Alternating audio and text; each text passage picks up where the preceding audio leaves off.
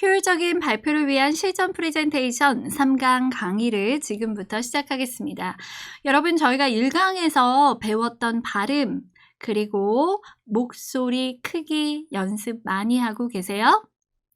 2강에서 다뤘던 말의 속도, 그리고 표현력 공부 많이 하고 계신가요? 네, 이러한 말의 기본적인 스킬이 토대가 되어야만 3강에서는 조금 더 탄탄한 말하기를 하실 수 있게 되는 스킬들을 배우실 거거든요. 지금까지 기본적으로 우리가 재료를 다듬는 방법을 배우셨다면 지금부터는 진짜 요리하는 방법을 배우실 겁니다. 여러분께서 재료를 다듬는 과정도 매번 하셔야 되는 반복되는 과정이니까요. 꼼꼼히 연습하시면서 3강 따라와 주시면 되겠습니다. 자, 오늘 2강에서 배웠던 내용 먼저 살펴볼게요.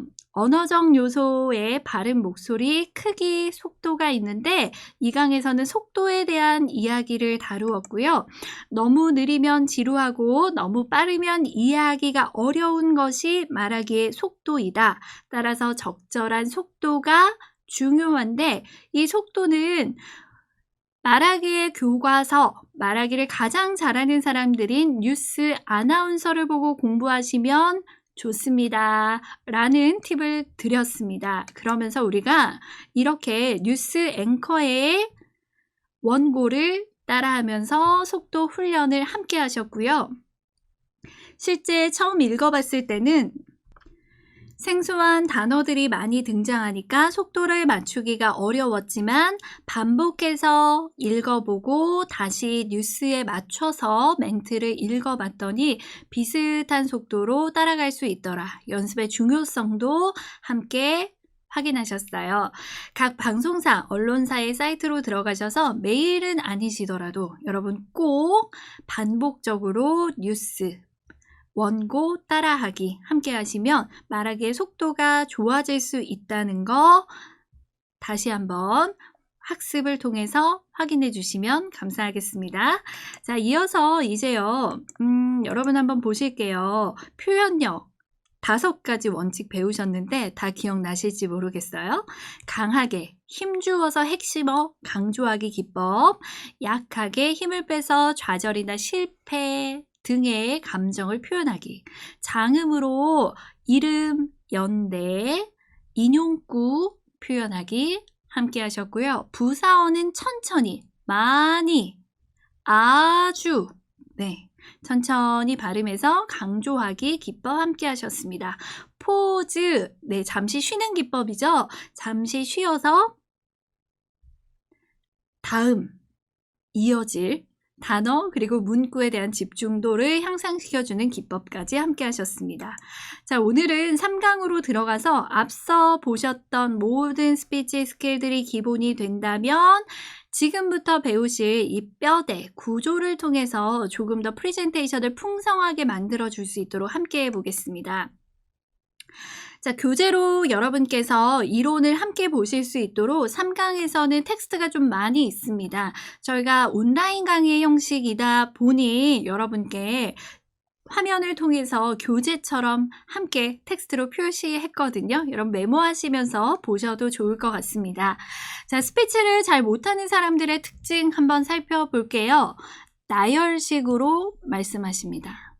A, 그리고 B, 그리고 C, 그리고 D 끝으로 이어서 마지막으로 나열하는 말하기를 많이 하세요. 자, 이렇게 말하는 말하기 우리 대부분 다 지루해 하시고요. 대부분 다 힘들어 하십니다. 들으면서 힘들어 해요. 자, 그 다음에 스피치를 잘 못하는 두 번째 사람들의 특징은 무엇이냐면요. 앞뒤는 싹둑 잘라 먹은 채 본론만 언급하는 겁니다. 앞뒤 내용이 없이 본론만 알맹이가 없이 A, B, C인데 B만 딱 얘기하다 보니 이해도가 떨어지는 측면이 있죠. 어떤 내용을 말하는지 귀 기울여 듣지 않으면 놓치기 어려워요. 놓치기 쉽습니다. 자, 그래서 우리가 오늘 나열하는 말하기는 이제 그만. 어떤 거 하실 거냐면요. 초등학교 시절에 배웠던 글쓰기 기초 다들 기억하시죠? 서론, 본론, 결론 이 3단의 구성만 적용하셔도 스피치도 달라집니다. 글을 적는 데에만 이 3단의 구성을 사용하시는 것이 아니라요. 여러분 말하기에도 바로 이 3단의 구성이 있습니다. 스피치에 맞게 적용하면 오프닝, 스토리텔링, 클로징으로 구성이 될 수 있는데요. 자, 오늘 이 3단 구성을 한번 살펴보겠습니다. 자, 이름하여 OSC의 법칙 그리고 1, 2, 3의 법칙으로 지금부터 만나볼 텐데요. 너무 많은 법칙과 너무 많은 이름이 있는데 오늘은 그중에 2개의 이름으로 만나볼 거고요. 실제적으로는 같은 겁니다. 뭔지 궁금하시죠? 지금부터 볼게요. 자, 1, 2, 3의 법칙부터 만나보겠습니다. 1. 비어있고요. 켜라. 2. 비어있고요. 하라. 3. 비어있고 하게 끝내라 라고 적혀 있습니다. 과연 어떤 법칙일까요? 여러분 혹시 이 원 안에 어떤 단어가 들어가면 맞을까요? 화면을 보시면서 혼잣말 되뇌이고 계세요? 자, 볼까요? 수수께끼처럼 답이 궁금해야 경청합니다. 지금 여러분들께서도 수수께끼처럼 원안이 비어있으니까 뭘까 생각하게 되잖아요. 뭘까 궁금해지잖아요. 답이 궁금해져야 그 다음으로 경청하게 됩니다. 비단 텍스트뿐만 아니라 말하기 역시도 마찬가지라는 거죠. 자, 우리가 앞서 보셨던 다시 그 1, 2, 3의 법칙이 등장했는데요. 하나씩 채워보겠습니다. 1. 일으켜라입니다. 자, 일으켜라. 무엇을 말일까요? 이야기를 하는데 무엇을 일으키라는 말일까요? 바로 호기심입니다. 여러분, 우리는 호기심이 있으면 그것에 대한 해결을 함께하기 위해서 조금 더 집중하고 조금 더 경청하는 특징을 가지고 있어요. 그래서 이 아리스토텔레스는 호기심을 인간을 인간이게 하는 특성이다 라고 말한 바 있습니다. 자, 여기요. 위쪽에 있는 것만 한번 보실래요? 면접장에 들어갔습니다. 성격이 어떠신가요? 저의 성격은 사교적이고 누구와도 잘 어울리며 어느 곳에서도 밝은 편이며 무난하게 누군가와도 이야기할 수 있습니다. 이렇게 나열하는 식으로 말하기를 한다면 스피치를 못하는 사람, 그리고 평범한 말하기를 하는 사람이 될 거고요. 특히나 말하기가 아니라 자기소개서를 이렇게 저의 성격은 사교적이고 누구와도 잘 어울릴 수 있으며 텍스트로 쭉 풀어낸다면 아마도 심사위원이 한 번에 많은 이력서를 보면서 본인의 성격을 꼼꼼히 다 읽어서 캐치하기는 어려울 거예요. 따라서 앞쪽에요. 저는 안개꽃 같은 사람입니다. 처럼 본론을 말하기 전에 나에 대한 특징을 한 문장으로 호기심을 활용하는 서론에 해당하는 오프닝이 들어가 준다면 호기심을 일으킬 수 있겠죠. 안개꽃 같은 사람? 어떤 사람이지? 그리고 그 아래쪽에 텍스트가 나오면 되죠. 저는 안개꽃 같은 사람입니다.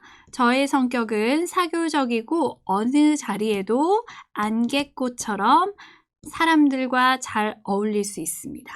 안개꽃은 함께 등장하는 꽃을 이렇게 어우러져서 받쳐주는 역할을 하잖아요. 네, 여기 안개꽃을 그려보면 그림을 너무 못 그렸죠. 네, 이렇게 받쳐주는 역할을 하잖아요. 지금 보시는 것처럼 안개꽃은 이를 받쳐주는 역할을 하기 때문에 여러분들께서 안개꽃의 특징을 잘 보여준다면 사교적인 성격, 호기심을 잘 활용해서 조금 더 집중도 있는 말하기를 하실 수 있겠죠. 자, 이렇게 문장을 활용하는 기법이고요. 자, 또한 호기심을 조금 더 상승시키고 관심을 집중시킬 수 있는 두 번째 방법은요. 일으켜라의 두 번째 방법은 바로 권위를 빌려오는 방법이 있습니다. 제가 얼마 전에 TV 프로그램 장수하는 법을 봤는데요. 거기에 보니까 건강하게 오래 살기 위해서는 이렇게 권위를 빌려서 정보를 전달하는, 시작하는 방법이에요. 장수하는 비법을 TV에서 봤는데 궁금하잖아요. 대부분의 사람은 오래 살고 싶은 욕구가 있으니까요. 자, 이렇게 호기심, 일으켜라를 함께하기 위해서 권위를 빌려오는 방법을 활용한 겁니다. 이번 코로나 유행과 관련해 제 개인적인 생각은 보다는 세계보건기구 WHO는 정확하고 공신력 있는 믿을 수 있는 기관을 활용해서 말을 시작하는 것, 이것 또한 누군가의 호기심을 일으키고 신뢰할 수 있는 권위를 빌려서 말을 시작하는 방법이 될 수 있습니다. 다음으로 인용구를 활용하는 방법인데요. 헤르만 헤세의 데미안에 나오는 구절입니다. 이렇게 권위를 빌려서 인용구로 시작하면 일으켜라의 기법에서 호기심, 관심을 유도하기에 아주 충분한 기법이 됩니다. 본론으로 바로 들어가서 장수하기 위해서는 매일 적당량의 물을 마시고 운동하는 것이 필요합니다. 이렇게 본론으로 들어가는 것보다 앞서 보셨던 권위를 활용해서 들어가면 훨씬 더 인용구를 활용해서 들어가면 사람들이 집중해서 볼 수 있다는 팁 꼭 기억하시면 되겠습니다. 자, 스피치의 기본 기법 일으켜라 1번으로 배우셨어요. 자, 2번으로는 어떤 걸까요? 자, 일으켰으니까 자, 이제 나에게 집중이 되어 있어요. 프레젠테이션 오프닝을 통해서 집중되어 있습니다. 어떻게 하면 될까요? 이야기할 순서입니다. 드디어 본론을 이야기할 순서가 왔죠. 자, 이야기 어떻게 하면 될지 한번 살펴보겠습니다. 자, 세상에는 말하는 사람의 3가지 유형이 있습니다. 첫 번째는요, 쉬운 걸 어렵게 말하는 사람이에요. 네, 혹시 여러분에 해당되진 않으세요? 여러분은 아니시죠? 왜냐면 지금 이 강의를 듣고 계시니까 스피치에 관심이 많으신 분들이시잖아요. 여러분께서는 절대 아니실 거라고 생각해요. 자, 쉬운 것을 어렵게 말하는 사람. 이 사람이 가장 말을 못하는 사람이겠죠? 자, 두 번째, 원래 어려워요. 어려운 걸 어렵게 말하는 사람. 이 사람도 말을 못하는 사람입니다. 자, 세 번째, 어려운 걸 쉽게 말하는 사람이 있어요. 이 사람은 말을 잘하는 사람이겠죠. 네. 자, 우리에게 필요한 거는요, 이야기하라의 법칙에서 1번일까요? 2번일까요? 3번일까요? 네, 바로 3번입니다. 어려운 것을 쉽게 말하는 사람이 우리에게는 필요하죠. 자, 우리가 어려운 걸 어떻게 쉽게 말할 수 있는지 한번 지금부터 살펴볼게요. 간단하게 설명하지 못한다는 것은 완벽하게 장악하지 못했다는 의미다 라고 아인슈타인이 말했거든요. 여러분, 쉽게 설명하지 못한다는 것은 여러분이 정확하게 이해하지 못했다는 뜻이기도 하니까 쉽게 설명할 수 있도록 자, 지금부터 설명력을 한번 키워보겠습니다. 묘사를 할 때는요, 다음처럼 애매모호한 표현을 하지 않으면 됩니다. 이야기하라의 첫 번째 법칙은 쉽게 정확한 묘사를 하는 겁니다. 추웠습니다. 얼마나 추웠는지 알 수 없죠? 기준점을 명시해 주세요. 손이 꽁꽁 얼 정도로 혹은 영하 2도 아래로 찬바람이 연거푸 불어대는 아주 정확한 표현으로 기준을 설정해 주시면 듣는 사람이 마치 머릿속에 도화지 속에 그림이 그려지듯이 그날의 날씨가 떠오를 수 있죠. 기준점을 세워주는 묘사의 법칙은 조금 더 디테일하게 사용하는 겁니다. 두 번째요. 아버지는 엄격하셨습니다. 자기소개서에 참 자주 나오는 표현인데요. 저는 엄격하신 아버지와 자상하신 어머니 아래서 네. 사람마다 기준은 다를 수 있어요. 이러한 묘사를 하실 때는 저희 아버지는 제가 거짓말을 하면 네, 회초리를 아끼지 않으실 정도로 아주 작은 거짓말에도 엄격하셨습니다. 기준을 조금 더 정확하게 표현해 주시면 좀 더 이해가 쉬워집니다. 저희 어머니는 저의 아침 밥상에 반찬 하나하나까지도 제 입에 들어가게 작게 잘라주실 만큼, 혹은 제 모든 소지품의 이름을 다 표기해 주실 만큼 자상하셨습니다. 자상하고 친절한 분이셨습니다. 모든 사람들에게 기점이 있어야 돼요. 예시가 조금 적합하지 않았지만 기준점이 있어야 돼요. 묘사를 하실 때는 이러한 애매모호한 표현들을 써주면 청자가 이해하기가 어려운 관계로 보시는 것처럼 기준점을 묘사를 통해서 아주 자세하게 표현해 주시는 것이 필요합니다. 자, 이야기하라의 두 번째 법칙은요, 자세하게 묘사하는 것에서 플러스해서 포인트를 이야기하는 부분에 세 가지로 나누는 겁니다. 여러분, 이거 한번 보실까요? 영상인데요. 3의 법칙이라는 영상입니다. 혹시 아세요? 지금부터 3의 법칙 한번 살펴볼게요.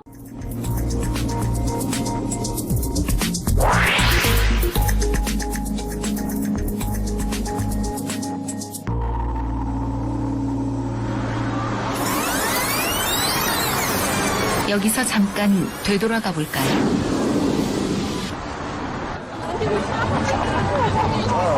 횡단보도에서 세 남자를 따라 덩달아 하늘을 올려다봤던 사람들.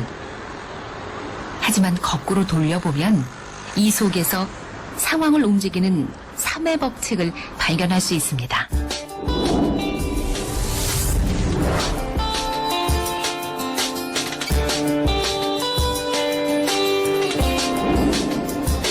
세 명의 남자가 거리 한복판에서 뭔가 발견한 듯 하늘을 올려다보는데, 사실 이때 우리는 상황을 바꾸는 실험을 하고 있었죠. 하늘을 올려다보는 사람이 한 사람일 때, 두 사람일 때, 그리고 세 사람일 때, 사람 수에 따라 상황이 어떻게 달라지는지 지켜보시기 바랍니다. 처음엔 딱 한 사람만 횡단보도에 나섭니다. 지나가는 사람들, 이런, 아무도 이 남자에게 관심을 보이지 않는군요. 그저 이상한 사람으로 여길 뿐입니다. 이때 두 번째 사람이 등장합니다. 하지만 이번에도 별 반응이 없습니다. 간혹 이상하다는 듯 흘깃 쳐다보기만 할 뿐 금세 갈 길을 가버리는군요. 드디어 첫 번째, 두 번째에 이어 세 번째 사람이 등장합니다. 그리고 동시에 아무것도 없는 하늘을 올려다봅니다. 이제 어떤 일이 벌어지는지 보시죠.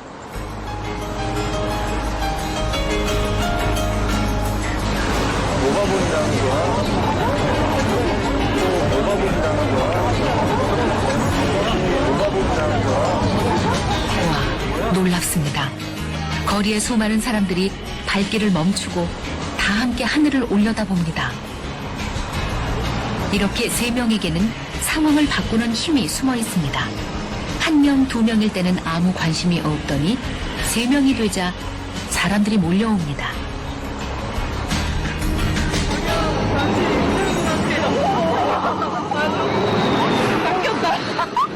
그냥 보길래요. 뭔 일인가 해서. 궁금해서 했는데, 낚였다는 생각이 다 가르치니까 호기심에 저도 가르치고. 진짜. 세 사람이 함께하면 누구도 함부로 할 수 없는 힘이 생깁니다. 이것이 바로 3의 법칙이죠. 네, 여기까지 보실게요. 자, 3의 법칙인데요. 한 사람이 하늘을 가리켰을 때는 아무도 보지 않다가 두 사람이 가르치자 몇몇의 사람들이 하늘을 쳐다봤고요. 세 명의 사람이 가르치자 지나가던 모든 사람들이 서서 하늘을 바라봅니다. 세 명이 가지는 이 3의 숫자의 위대한 힘을 표현한 영상, 실험한 영상이었어요. 자, 실제로 여러분, 우리가 근거로 어떠한 이야기를 전달할 때 3가지 이상이 되면 그것을 기억하기가 어려워지고요. 3가지 이하가 되면 설득력이 떨어진다고 합니다. 그래서 3가지의 근거, 3가지 3의 법칙을 우리는 이야기하라에서 활용하고 있고요. 실제로 서론, 본론, 결론, 머리, 가슴, 배 3가지로 되어 있는 구조들이 굉장히 많이 있죠. 자, 여기 광고에도요. 3의 법칙이 아주 유용하게 쓰였습니다. 여러분 윤앵글로의 광고인데요. 한번 살펴보실게요. 이나영 씨가 등장했었고요. 이 광고 안에도 여러분의 심리를 움직이는 3의 법칙이 들어있습니다. 촬영이 조금 없는 뒤로 휴일에는 넘길게요. 그러다 보면은 그 인물에 대해서 생각도 많이 하게 되고 여기 앉아서 책을 읽다 보면 어느새 밤이 되는지도 모를 때가 있어요. 하지만 저는 춥지 않아요. 얇지만 따뜻하게 기분 좋게 저는 지금 히트텍을 입고 있습니다. 네, 보셨나요? 여러분 3의 법칙 확인하셨어요? 네, 얇지만 따뜻하게. 네, 얇은데 따뜻해요. 장점을 말했죠. 얇다는 거 옷이 두껍지 않다라는 장점을 말한 거고요. 따뜻하다, 네, 보온성을 강조한 거고요. 3번째 뭔가요? 마지막 19,900원. 가격의 합리성까지 말했어요. 자, 그래서 소재가 얇지만 기능성, 소재 말했고요. 따뜻합니다. 보온성, 마지막 가격까지. 자, 3의 법칙 3가지 이상의 정보를 더 주면 사람은 기억하기 어려워지니까 광고 안에서도 이렇게 말하고 있고요. 자, 여러분이 보시는 TV 광고 속에 이렇게 많이 녹아져 있습니다. 3의 법칙이 정말 많이 녹아져 있고요. 우리가 근거로 3개 이상을 두면 기억하기 어려우니까 3이라는 숫자를 꼭 기억하셔서 이야기하라 법칙에 적극적으로 활용하시면 여러분의 설득력을 많이 올릴 수 있다는 것도 기억하시기 바랍니다. 자, 이어서 이제 마지막이 강렬하면 두고두고 기억된다. 오늘 우리가 해야 할 1, 2, 3의 법칙의 마지막입니다. 자, 마지막이라는 힌트를 드렸으니까 여러분 이 안에 어떤 글자가 들어갈까요? 네, 그렇습니다. 쌈박하게 끝내라 입니다. 자, 한번 살펴볼까요? 자, 샤브샤브예요. 여러분 이거 다 드시고 나서 뭐 드세요? 국수 넣어 드시죠? 그리고 또 우리는 밥을 볶아 먹어야 하는 민족이고요. 삼겹살에 고기 아주 김치 싸서 거하게 드신 후에 여러분 뭐 드세요? 냉면 먹어야 끝납니다. 자, 이렇게 마무리가 확실해야 우리는 기억에 남아요. 자, 그래서 쌈박하게 마무리해라. 마지막 법칙까지 한번 살펴보셨고요. 1, 2, 3의 법칙과 같게 OSC의 법칙도 살펴보실게요. 사실 이름만 다르지 앞에서 하셨던 내용이에요. 오프닝, 스토리텔링, 그리고 클로징입니다. 오프닝이야 일으켜라의 법칙과 같으니까 별도로 정리하지 않겠고요. 스토리텔링 이야기하라. 아래쪽에 텍스트 쉽게 다가갈 수 있도록 재미있게 표현하라. 여기에 우리의 표현력 잔뜩 넣어서 발음, 속도, 목소리 크기 붙이는 건 너무나 당연한 역할이라 말씀드리지 않을게요. OSC 1, 2, 3의 법칙 말씀하시는 스피치의 모든 순간에 우리가 1, 2강에서 배웠던 내용들을 다 활용하시는 겁니다. 자, 다음은 클로징입니다. 쌈박하게 마무리해라. 마무리까지 확실하게 계획해서 여운을 남기는 말로 청중의 가슴속에 감동적인 스피치로 기억되게 해보자.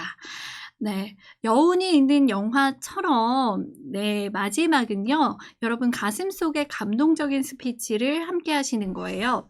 자, 저희가 이제 4강을 들어가면 오프닝이랑 클로징 기법을 함께 하실 거라 제가 여기서 예시를 보여드리진 않을 거고요. 4강에서 오프닝이랑 클로징을 함께 녹화를 통해서 여러분께서 4강에서 오프닝 클로징 기법에서 여운을 남기는 가슴속의 감동적인 스피치가 어떤 것인지를 한번 확인을 해보시면 되겠습니다.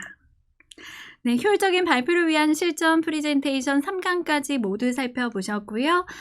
지금까지 함께했던 일으켜라, 이야기하라, 쌈박하게 마무리하라, 오프닝, 스토리텔링, 클로징, OSC, 1, 2, 3의 법칙을 기억하시면서 프레젠테이션을 풀어가시면 조금 더 효율적인 말하기가 될 수 있다라는 것을 꼭 유념하시기 바랍니다.